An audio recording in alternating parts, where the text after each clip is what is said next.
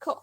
I'll just jump straight into it. My name is Negar. I'm the director of product at Pet Circle. So I'll tell you guys a little bit about Pet Circle in case you haven't heard from it. We're the biggest online e-commerce pet supplies in Australia. We have about 1,000 employees, 600,000 active customers. We have 14,000 products and 500 brands. So we're pretty big. We're about 10 years old. So we've grown pretty fast. We're also leaders in personalization and what we call best for pet policy and philosophy. So we talk about it later as I get through. But what I wanted to today specifically was kind of talk to you guys about how we do CLV optimization in our e-commerce. And we do it mostly through what we call customer lifecycle management. Now, customer lifecycle management to us is the step-by-step taking a customer from the moment they become aware of you until they're diehard fans. And we do it across a number of channels. We do it across email, site, SMS, social, all of that. One thing I wanted to kind of put a little bit of placement for is the way I think of e-commerce is I think of two different kinds. Ones that sell stuff that is replenishable. So like your groceries, you buy the same thing over and over again. It runs out, you buy again. And then the other one is more occasional. So you buy a sofa once every 4 or 5 years. You might not need another sofa, but you need something else. So what's the challenge and the opportunity for us at Pet Circle is that we have both.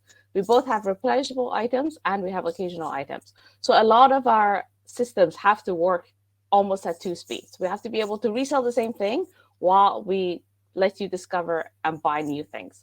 So you'll see as I go through the presentation, that comes a lot in a way that we set ourselves up and a way that our campaigns are set up. So why did we go to customer lifecycle management? I think like everyone else, obviously increased retention and LTV was our main goal. Our company got big enough that acquisition was no longer our main focus. It became a bit expensive. So we wanted to kind of really focus on retention. So we created a cross-functional team around retention. It also helped us because it has a step-by-step kind of process. It really helps us prioritize our investments and know where we want to put our money, what kind of activities we want to do, and what is the outcome of that. And also, we believe it gives our customers a better experience. So it was kind of a win-win from all sides for us to go into it. What I'll do next is I'll go through the 9 stages we go through. It's a little bit, couple more stages more than most people go through, but there's a reason why we kind of cover all 9 of them. First one we go through is awareness. Obviously, you just saw our brand. We want you to remember. We want you to know who we are, what is the first impression you get, the kind of personality we have. So a lot of our ads, whether on buses or on TV, they're kind of really memorable with the images. Obviously, with pets, you can do a lot of cute things. But we also try to bring in a little bit more of like an expertise from our vets that are on staff to kind of help customers remember that we're fun, we're new, we're young, but we at the same time have a lot of expertise. We want what's best for their pets, and we're not just trying to sell them. A lot of the stuff we do in awareness stage really depends on brand marketing. We have a very strong content strategy. We have like 25 vets on staff that are writing content on a weekly basis for every type of species of pets. And we basically have a way of just like surfacing these to our customers, whether it's like top of the funnel, middle of the funnel, or even like one-to-one when we do have opt-in from customers at this stage. One of the things that was really big for us that really did a big unlock was figuring out how to do anonymous user treatment. So if a customer comes to our site multiple times, we wanted to be able to identify them and then have a completely separate journey for them than someone who was a customer or someone who had been on our site before. So kind of creating different levels of anonymity for our customers and then how we actually go about talking to them. I'll just jump for the next one. The next stage we actually look at is discovery. And this is where we have a person who's gone through awareness, kind of knows who we are, maybe remembers some things, but they were not convinced to buy first time around. So now we're trying to kind of really convince them of who we are and why they should make that first transaction. A lot of what we do here is kind of not so much top of the funnel, it's a bit more middle of the funnel. We do some lead acquisitions, we do targeting and retargeting on social media. But we kind of take into consideration how long it takes people to be in this discovery phase. And I think that's kind of the important part that some businesses don't do. A lot of our customers go from awareness to discovery to their first purchase within the same session in like 30 minutes. And that's great. For those customers, we just get out of the way. We kind of really focused on CRO and customer support, make sure there's no friction points for them. They can get in, get out, get their first transaction done. A lot of our customers, they come back. They see our ads on TV. They come to the website a few times before they actually make that decision to buy from us for the first time. So for those customers, we really focus on like social proof. We want them to know what kind of business we are, what we stand for, what we deliver in terms of like actual delivery experience. But we also try to help them pick the products, because a lot of times they're picking new products. So we actually let them chat to our vets for free, give them advice on what to buy, and give them more confidence to actually make that first purchase. A lot of this obviously wouldn't be possible if we didn't have good on-site tracking and opt-in. And we kind of use a number of cookies and kind of tracking on site to keep track of how many times a customer has come back, how far in between they've come back, what kind of content do they look at. If they're looking at like puppy products, we'll send them emails about puppies to kind of really help them make a decision and really help them see us as an expert in this stage. Sometimes we also give them rewards. If we get to a point where we feel like we just need like one last nudge to get the customer across the line, they seem like they're going to be a high LTV customer, we would actually give them a reward for their first transaction too. Going to the next one, the third stage we go through is onboarding. I think this is the stage that's probably most important and the least valued sometimes by businesses, least worked on. This is really where you want to demonstrate the value of your products to people who've had one experience, but have not really built a habit around it. So we look at this from taking someone from a first date to actually making them your partner, going through like few of these transactions, having a good experience every single time, and making sure they really understand what to expect from you and what to count on, really.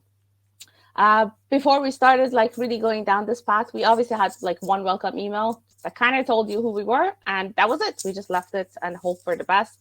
Now we've kind of built a whole program around it. Like Valentin was saying, we did actually a lot of soul searching and the jobs to be done to understand like what were the stages people were actually going through, how often were they going through it, how long it took them to go between different stages. And then we built a program based on that of like what steps we want the customers to take so we can maximize them building a habit that is good for them, is appropriate, it's not too expensive for them, it's not too frequent for them, and it keeps them kind of loyal to us. So we basically build a series of campaigns. They go on email, SMS, on site. That starts with a welcome series. It has like 3 parts. It tells them all about our personality, our history, and then it starts kind of getting them step by step to either make another purchase. One of the big things we do is we actually ask them to give us some zero-party information that we later on use to kind of personalize our later emails. And we kind of try to define for them what the habits should look like. So we try to help them understand when they buy a bag of dog food, how long is that going to last? When do they need to come back? What else do they need with that dog food that to make sure kind of their pet stays healthy? So we do a lot of education, a lot of helping. We get in front of them and remind them that something might be coming up. If there's a seasonal change that they might need different products, we try to be as kind of helpful as we can in that area until they kind of build that habit with us. And coming back to us becomes kind of second nature to them.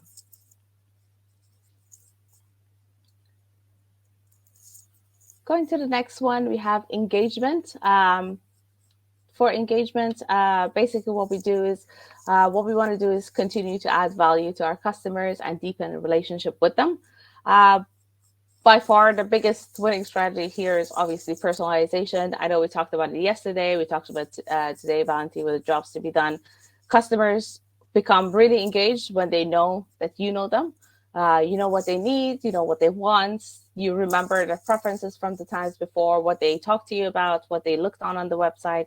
So a lot of what we focus on this kind of area is really using our central identification and central data of the zero-party data they've given us, what kind of emails they've opened, what kind of stuff they looked at on site.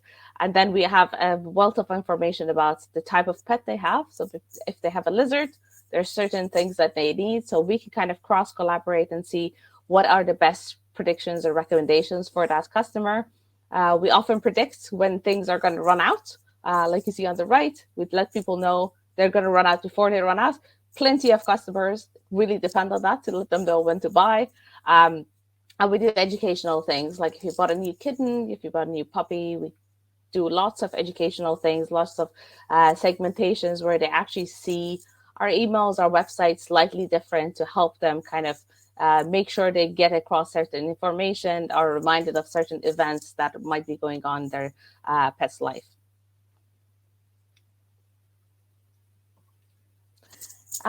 Next stage we're going to look at is growth. So for the growth stage, I think this is where it gets really interesting. A lot of our customers, obviously, as they stay longer with us, they become more engaged with what we do. They really get to understand what kind of categories we have, what kind of products we sell, what kind of services we provide. So over time, they naturally start to buy more frequently, and spend more with us. What we want to accomplish in this is really be the educational partner to them and add as much value as we can to them. So we use our educational content to understand what they're missing. So a lot of our content might be non-trivial. It would be like, is your kitten cutting up the carpet? They probably need this kind of toy. So we